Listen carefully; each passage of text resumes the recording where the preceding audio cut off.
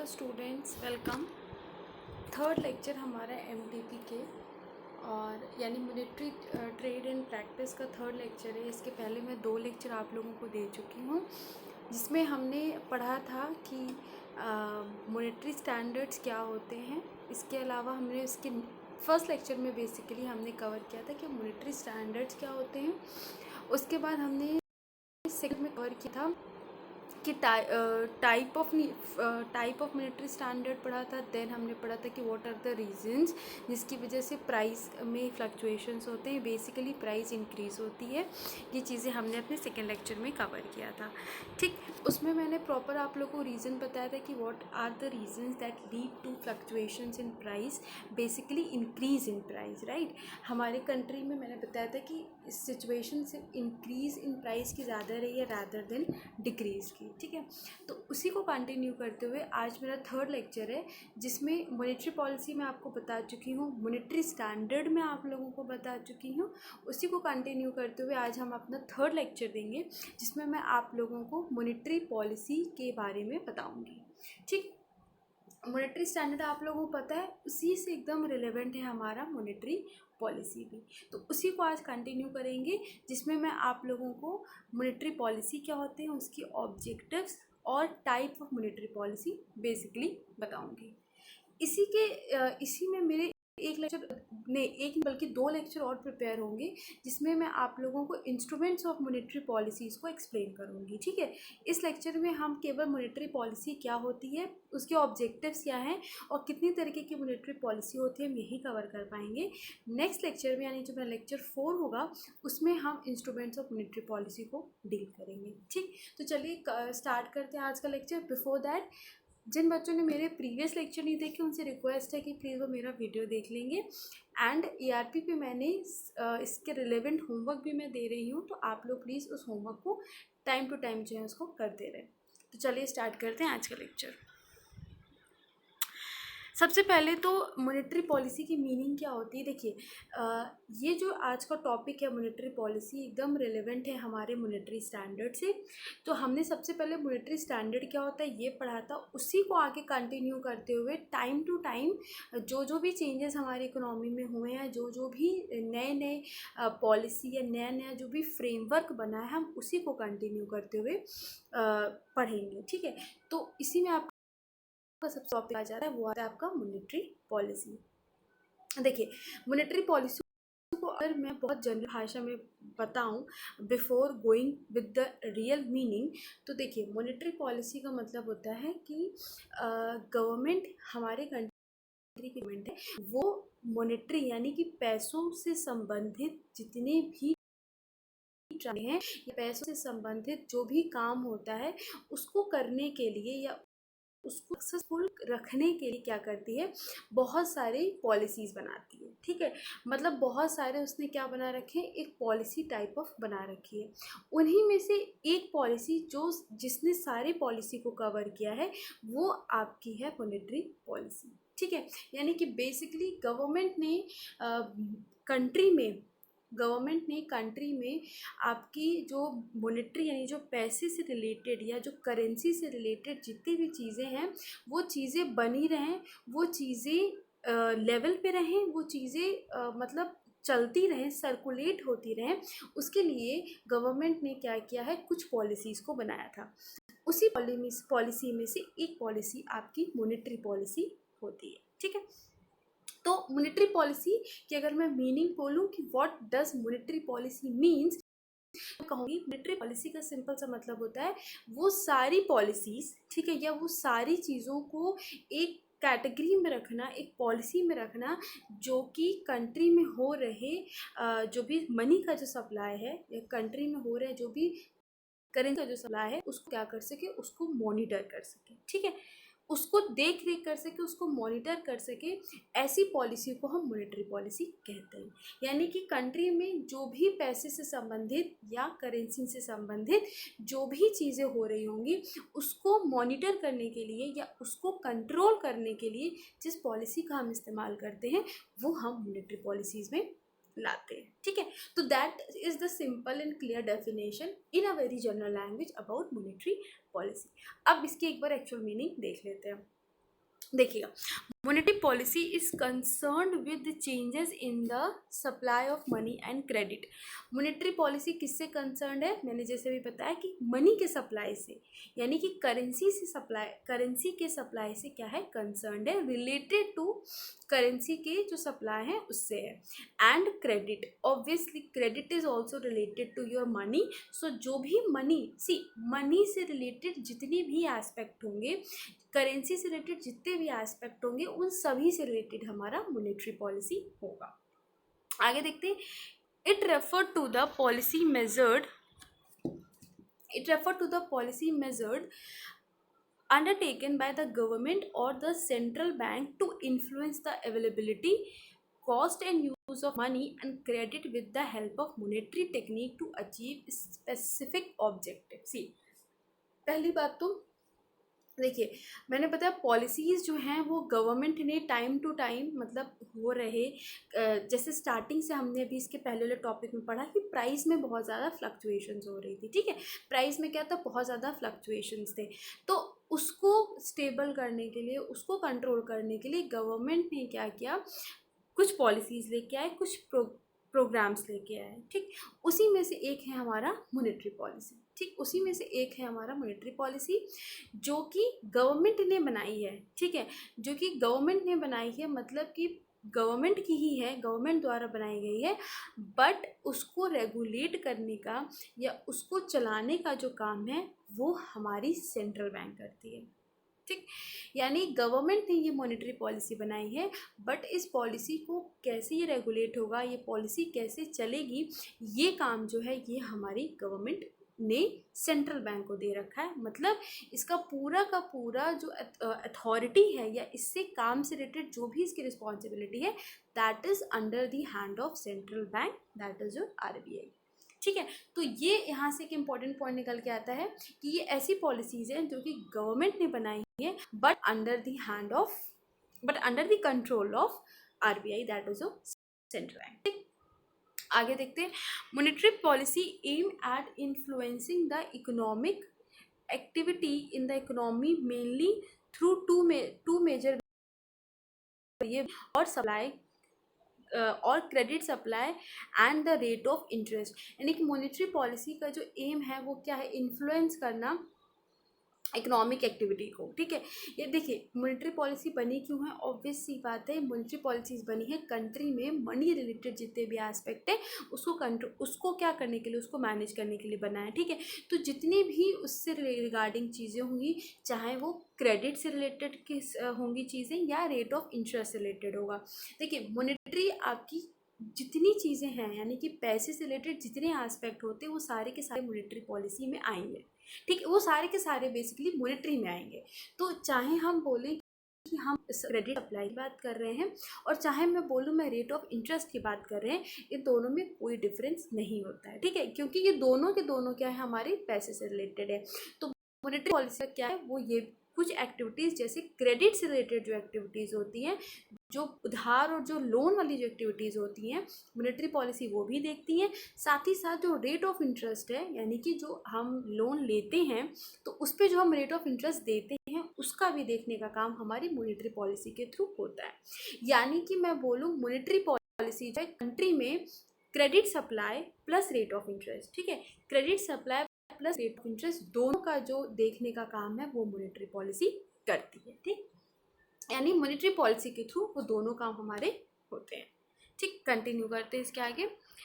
Monetary policy is the macro economic policy that is laid down by the central bank of a country.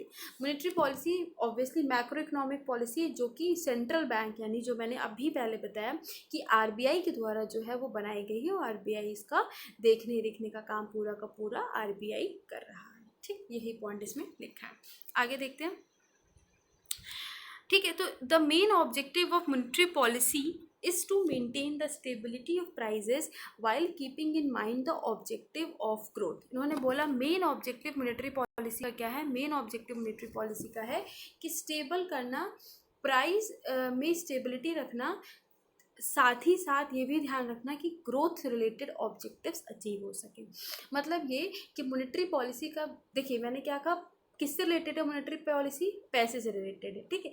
Currency से related है, money से related है। तो price भी again is a part of money, right. Price भी क्या है? Money का ही पार्ट है।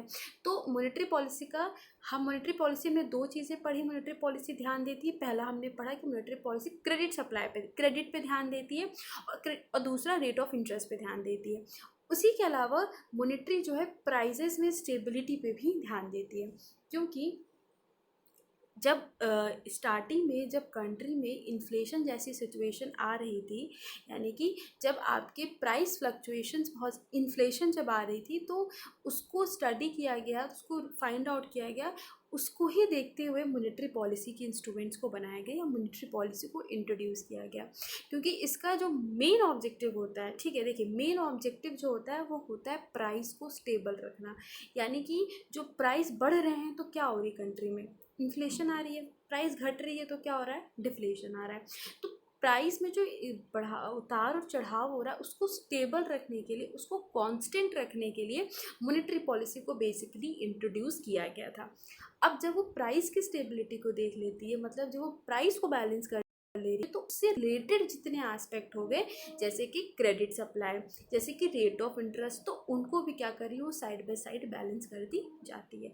बट स्टिल अगर क्वेश्चन आता है what is the main objective of monetary policy, the answer will be always to maintain और to stabilize the price. Yes, to maintain the stability in price ही main objective होता है हमारे monetary policy, ठीक है।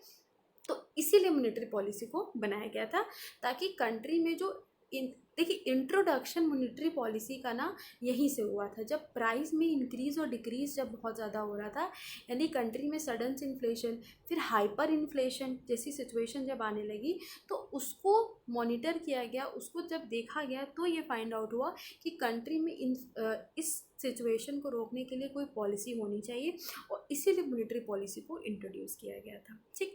तो जब मॉनेटरी पॉलिसी का इंट्रोडक्शन हुआ ना, तो उसके बाद से ही जितने भी रिलेटेड और जैसे कि rate of interest, credit control, ये सब चीज़ें जो हैं वो धीरे धीरे अपने आप क्या होने लगी? बैलेंस होने लगी, उसके अंडर ही आने लगी, ठीक। तो ये आपका हो गया मेन ऑब्जेक्टिव। इसी को आगे कंटिन्यू करते हैं। Price stability is necessary for sustainable growth. This involve the managing of money supply and also the interest rate. वही चीज़ कि प्राइस स्टेबिलिटी ज़रूरी है, क्योंकि देखिए जब प्राइस में स्टेबिलिटी रहेगी, यानी कि कंट्री में अगर इन्फ्लेशन जैसी सिचुएशन नहीं रहती है या प्राइस हर ईयर कांस्टेंट ही है, तो क्या होगा ना, कंट्री में इंटरेस्ट रेट या क्रेडिट सप्लाई की जो प्रॉब्लम है ना, वो भी क्या हो जाएगी? बंद हो जाएगी, क्योंकि सारी की सारी चीज़ें प्राइस से ही रिलेटेड है। अगर किसी चीज़ का दाम बढ़ता है तो उसके रिगार्डिंग और जितनी चीज़ें वो भी बढ़ जाती हैं। अगर कंट्री में इन्फ्लेशन है तो मैं कहूँगी महंगाई है, तो चाहे आप इंटरेस्ट रेट की बात करो और चाहे आप क्रेडिट सप्लाई की बात करो, ऑब्वियस सी बात है दोनों के दोनों क्या करेंगे? इंक्रीज करेंगे, ठीक है। यही बात इसमें लिखी हुई है कि मॉनेटरी पॉलिसी जब प्राइस स्टेबिलिटी हो जाती है, यानी कि मॉनेटरी पॉलिसी जब सबसे पहले प्राइसेस को स्टेबल कर लेती है, तो उसके बाद उसके रिगार्डिंग एस्पेक्ट है वो भी क्या होने लगते हैं? स्टेबल होने लगते हैं, ठीक। इसी को आगे कंटिन्यू देखते हैं और क्या है। It is the demand side economic policy and that is used by the government of any country to achieve objective like liquidity, consumption and growth, ठीक। यानी कि इन्होंने बोला कि जो मॉनेटरी पॉलिसी वो डिमांड साइड को शो करती है, ठीक। ये ध्यान देने वाली बात है कि मॉनेटरी पॉलिसीज़ आपकी डिमांड साइड को शो करती है, जो कि बात करता है कंजम्पशन की और ग्रोथ की, मतलब जो लोग कितना कंज्यूम कर रहे हैं, इकोनॉमी जितनी ग्रोथ कर रही है, मॉनेटरी पॉलिसी उसको शो करती है। यानी कि मॉनेटरी पॉलिसी क्या करती है? कंट्री में कितने लोग क्या कंज्यूम कर रहे हैं और कितना ग्रोथ हो रहा है, उसको मॉनेटरी पॉलिसी को कंट्रोल करते करते हमें इन चीज़ों का भी आंसर मिल जाता है। In India the monetary policy of the reserve bank is aimed toward managing liquidity of money in order to meet the requirements of different sectors of the economy and to increase the speed of economic growth। यानी कि monetary policy ने reserve bank, मतलब reserve bank का ये motive रहा है monetary policy को बनाते वक्त या उसको रेगुलेट करते वक्त कि जितनी भी हर एरिया की, यानी हर सेक्शन की, कंट्री में हर सेक्शन की जो जो रिक्वायरमेंट है, उन सभी रिक्वायरमेंट को क्या किया जाए? फुलफ़िल किया जाए, ठीक है। उन सभी रिक्वायरमेंट्स पे ध्यान दिया जाए, उन सभी रिक्वायरमेंट्स को टाइम टू टाइम फुलफ़िल करने की कोशिश की जाए। ये आरबीआई की क्या रही है? कोशिश रही है। Then Indian government set the inflation target for every 5 year, ठीक है। Reserve bank of India has a very important role during the consultation process of inflation targeting, यानी कि इंडियन गवर्नमेंट ने हर 5 साल पे, देखिए सबसे पहले हमारा क्या था, 5 ईयर प्लान था, ठीक है, हमारा सबसे पहले 5 ईयर प्लान था, उसको हम प्लानिंग कमीशन के थ्रू था, फिर NITI Aayog, but still we have that 5 year plan, यानी वो 5 ईयर प्लान जो है वहाँ पे ख़त्म हो गया। तो रिजर्व बैंक ने क्या किया ना, इसको मतलब मॉनेटरी पॉलिसी को जब बनाया गया तो उन्होंने उसको कितना वो प्रोग्रेस कर रहा है या वो कितना सक्सेसफुल है, इसके लिए उन्होंने 5 ईयर प्लान का जब एंड होता था तो उसको यानी मॉनेटरी पॉलिसी का इवैल्यूएशन होता था कि आखिर में कितना सक्सेसफुल मॉनेटरी पॉलिसी रही है। The current inflation target framework is India is flexible in nature, ठीक है। अब आते हैं ऑब्जेक्टिव, यानी कि क्या क्या ऑब्जेक्टिव हैं मॉनेटरी पॉलिसी के। अच्छा, यानी कि we have a lot of objective of monetary policy, but that's totally fine. देखिए एक बात बस याद रखना है आपको कि जब आप ये ध्यान रखिए कि मॉनेटरी पॉलिसी का मेन, जब आप ये ध्यान रखो कि मॉनेटरी पॉलिसी का मेन एम है प्राइस को स्टेबल रखना, ठीक है। जब आपको ये ध्यान रहेगा कि मॉनेटरी पॉलिसी जो मेन काम करती है वो करती है प्राइस में स्टेबिलिटी रखना, यानी कि इन्फ्लेशन जैसी सिचुएशन को रोकना, तो उसकी रिगार्डिंग जितने भी पॉइंट्स हैं वो आपको ऑटोमेटिकली याद हो जाएंगे, क्योंकि सारे के सारे पॉइंट जो हैं वो आपकी प्राइस से ही या पैसे से ही रिलेटेड होंगे। अभी हम देख भी लेंगे। जैसे सबसे पहला लिखा है to regulate money supply in the economy.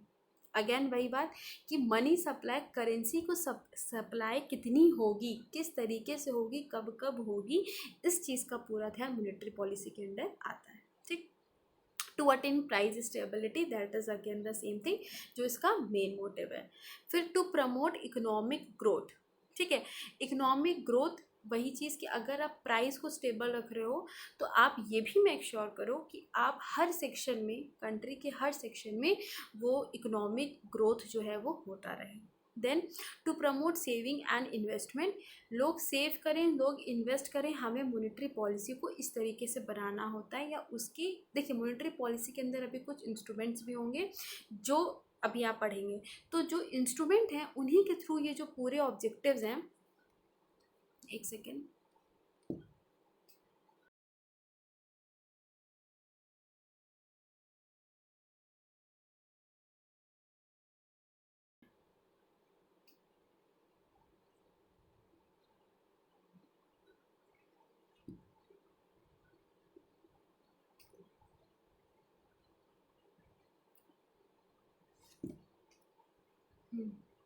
चलिए, हाँ, तो ये जो है ऑब्जेक्टिव ऑफ मॉनेटरी पॉलिसी, यानी कि 1 सेकेंड,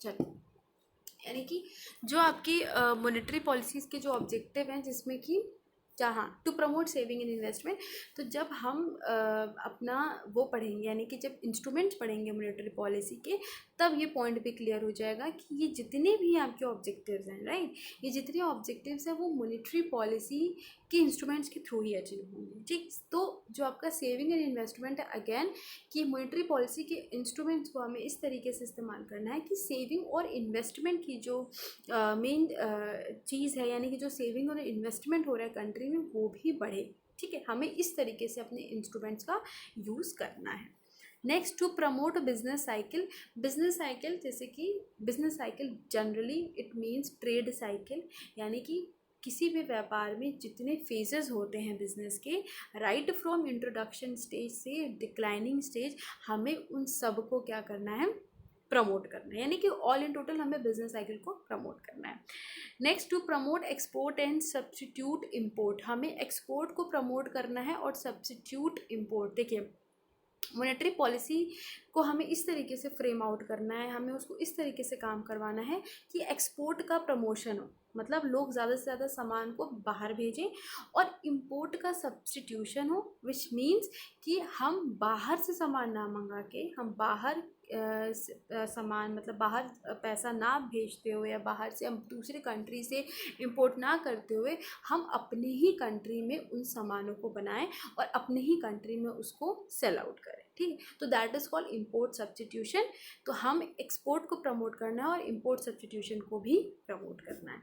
नेक्स्ट है, तो that is your objectives of monetary policy. Next to manage aggregate demand.